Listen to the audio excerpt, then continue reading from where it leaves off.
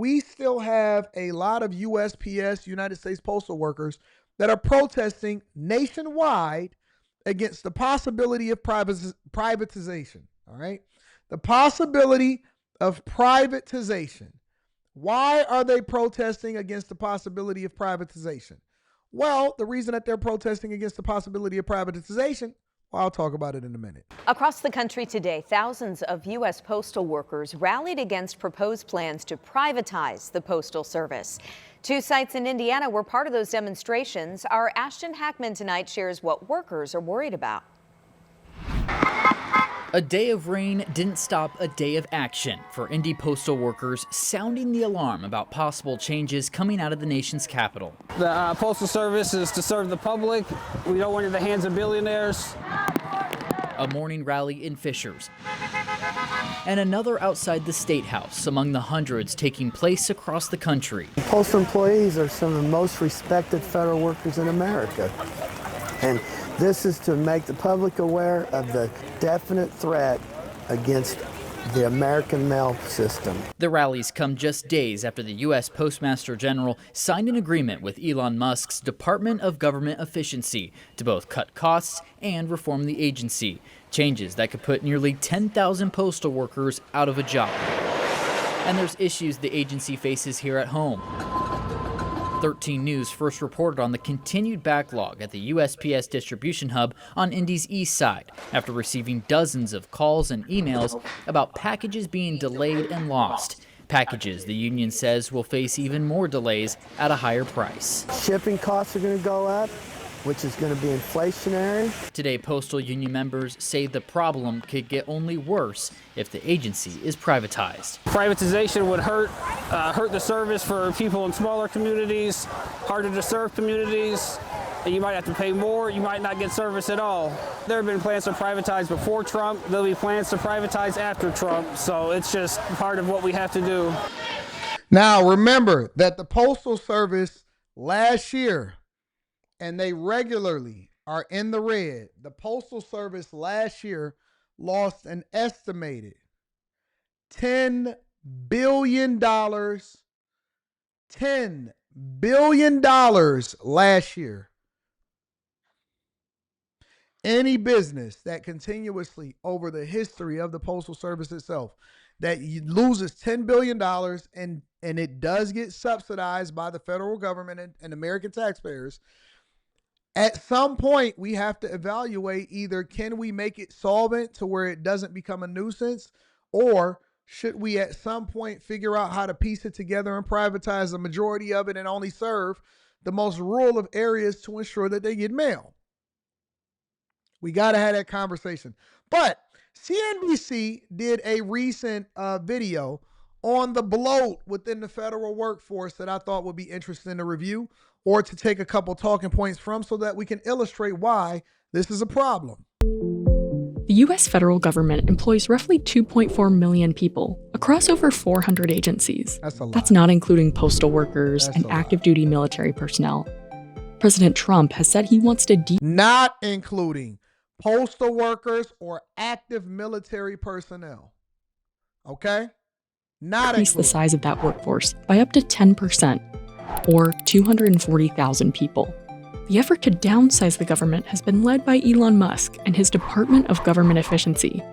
Tens of thousands of federal employees were laid off in recent weeks. We were leaving work fully employed and coming back the next morning without a job. But now the terminations are being challenged in court, and the administration has been ordered to issue sweeping job reinstatements. Two federal courts on opposite coasts taking similar cases and coming to similar decisions here, ruling that the firings of so-called probationary workers were improper mass firings and ordering that tens of thousands of these workers be put back on their jobs. It's unclear when reinstated employees will be asked to return to work, as some are reportedly being put on administrative leave. The Trump administration has also moved to dismantle entire agencies, such as the Consumer Financial Protection Bureau, the U.S. Agency for International Development, and the Department of Education. Save the civil service! But again, courts around the country are challenging the legality of those cuts. Now, you got to remember, a lot of people don't know this, but Biden and his administration had been secretly Well, maybe not so secretly, but they weren't announcing it. It was something that was in the news, but we all got distracted because we were so focused on Diddy. We were so focused on the false accusations against Jay-Z. We was more focused on the predictions of Cat Williams that nobody was paying attention that Biden was basically putting in judges so that ultimately whatever Trump did, they would be able to challenge him in court.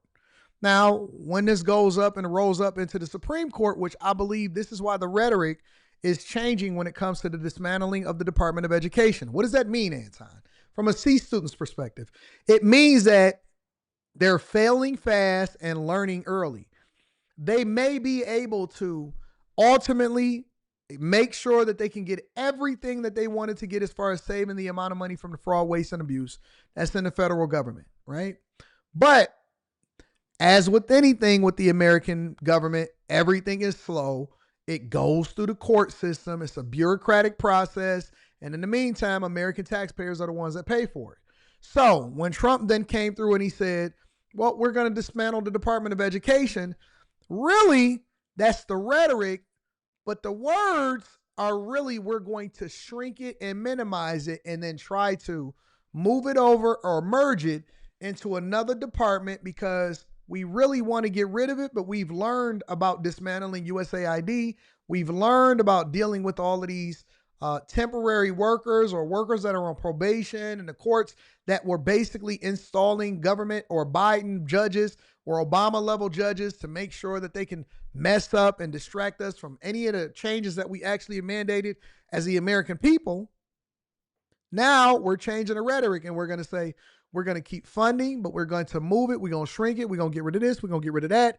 So even when they're dismantling it, they have to do it according to how to minimize the amount of restrictions or friction that they run into in the process. Fail fast, learn early, make the adjustments, still fight the fight, ensure that you roll it up to the Supreme Court or however high you got to do it.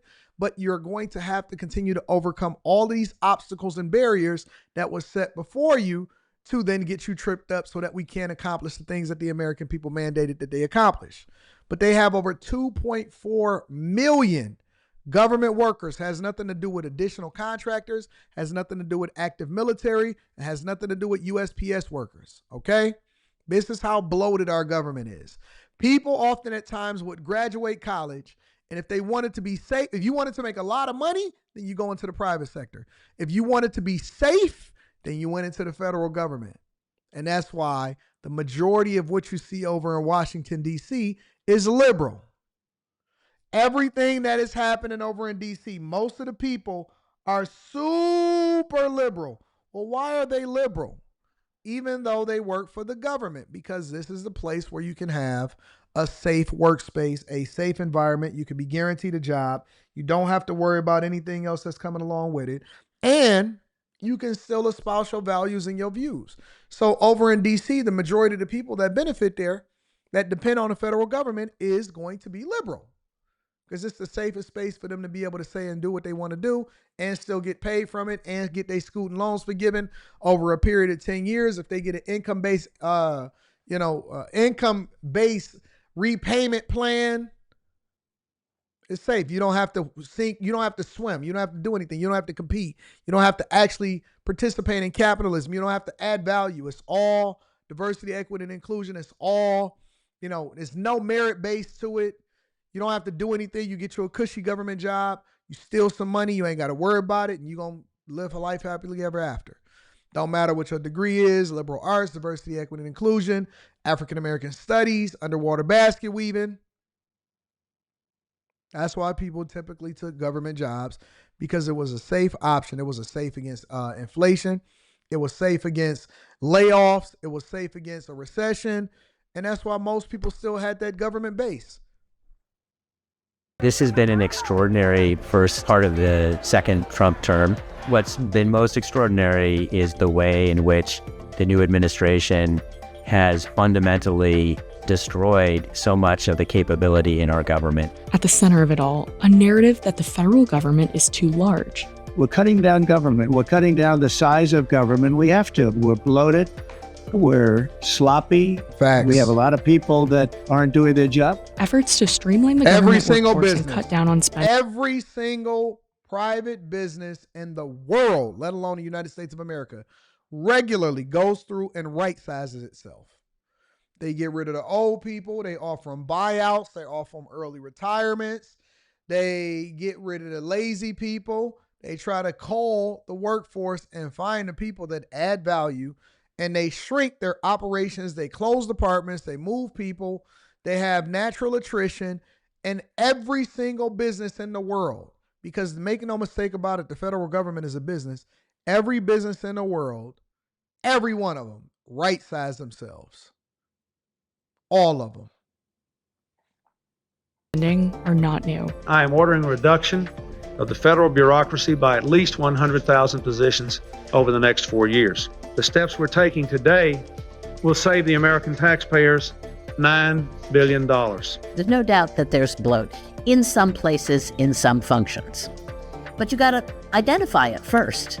You don't just cut the whole thing. What they're going to have to do is they're cutting the whole thing, and they're going to have to go back and build again, right, the things that they cut out that in fact turn out to be essential. So just how wasteful has the US federal government become? And has it gotten worse over time? And will cutting government workers and programs actually make a dent in the nation's more than $1.8 trillion deficit? Now, you got to remember that $1.8 trillion deficit, okay?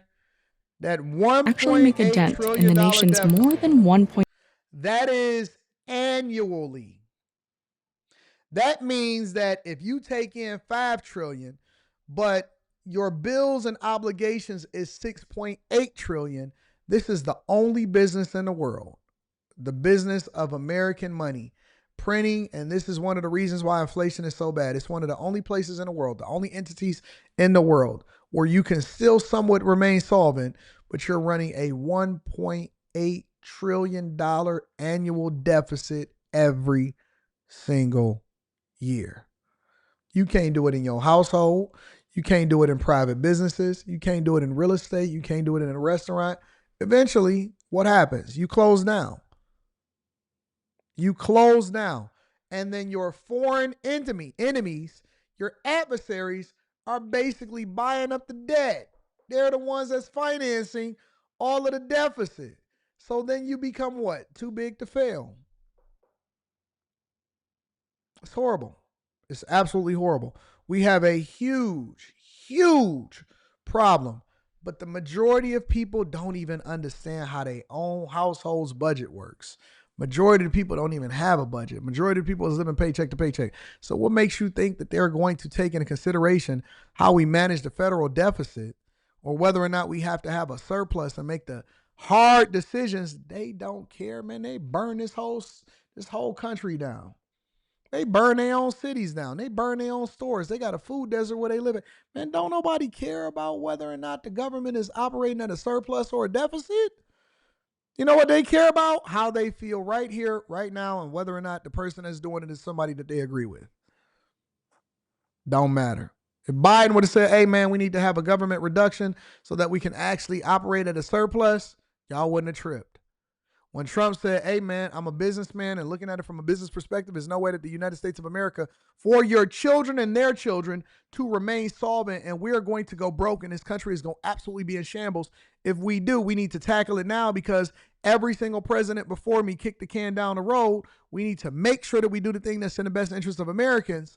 No!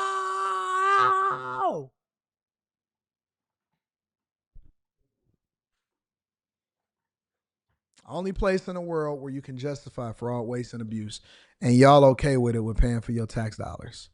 Meanwhile, you complaining about egg prices in California. Only place in the world. The only place where you can complain. We can look at countless examples of different countries that has absolutely went under and been in shambles because of the way that they run the federal government, and they running it like a piggy bank. But we're not adult enough to look at it from a business perspective and realize that your children are the ones that's going to suffer from it.